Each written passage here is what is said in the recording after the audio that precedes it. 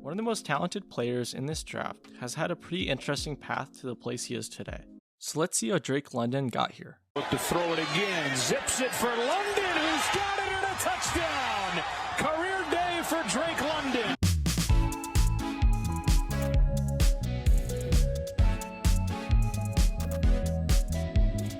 Out of good old Southern California, Drake London was a natural-born athlete, and his one-of-a-kind love for his Little Tykes basketball hoop was proof of that.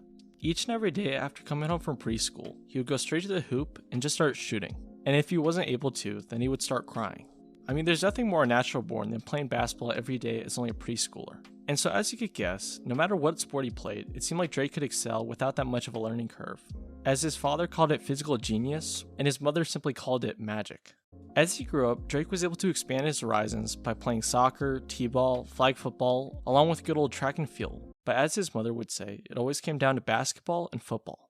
Although he was drawn to both, going back to the Little Tykes days, basketball was his first love. So as you could guess, at Moon Park High, Drake was able to do his thing on both the basketball court and the football field.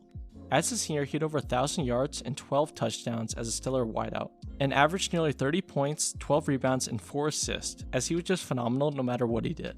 Considering how well he played, it was no surprise that my man had offers from schools like USC and Virginia for basketball, and UCLA, USC, and Virginia, among 20 others, for his insane play on the football field. Although basketball was his first love, considering his one-of-a-kind talent at wideout, Drake decided to choose USC to do his thing on the football field, along with the hope to at least try to get on the basketball court when he could. Drake may have gotten on the court for a few games, but where he really shined was on the football field. Over 5,500 yards and 5 touchdowns in only 8 games as a freshman is ridiculous on a team like USC, but it was no surprise to those who already knew that he had star potential since he was a kid. That same potential had not been lost from a man Drake, and so going into his sophomore year, I'm sure he was looking to prove that and much more with the Trojans. Well, in the times that he did end up playing, he was a stud with over 500 yards and 3 touchdowns in only 6 games. A nearly 85-yard average as only a sophomore was solid, but since he wasn't able to play a full season due to a certain virus, it didn't seem that way on paper. Nonetheless, in what was looking to be his first full season with the team, Drake wanted to prove that he could take his game to a whole nother level. And through the 8 games that he did end up playing, Drake was about as good as any wide receiver in college football with nearly 1,100 yards and 7 touchdowns. If a certain ankle injury didn't have something to say about his ridiculous production, Drake would have likely won the Blitnikoff, but his first team All Pac-12 nod and Pac-12 Offensive Player of the Year win were not all too shabby.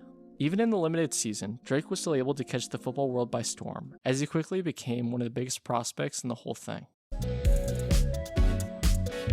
At nearly 6'4", 220, Drake is one of the tallest offensive weapons in his draft class, but he brings much more to the table than just his physical attributes.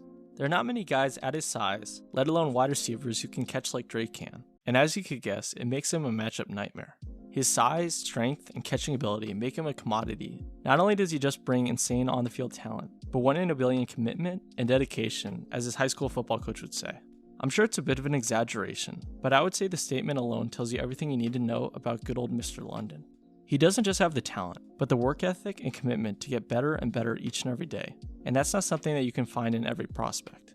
Sure, there are great players or great teammates, but when you combine them both with a one-of-a-kind work ethic, you get someone who many would call special.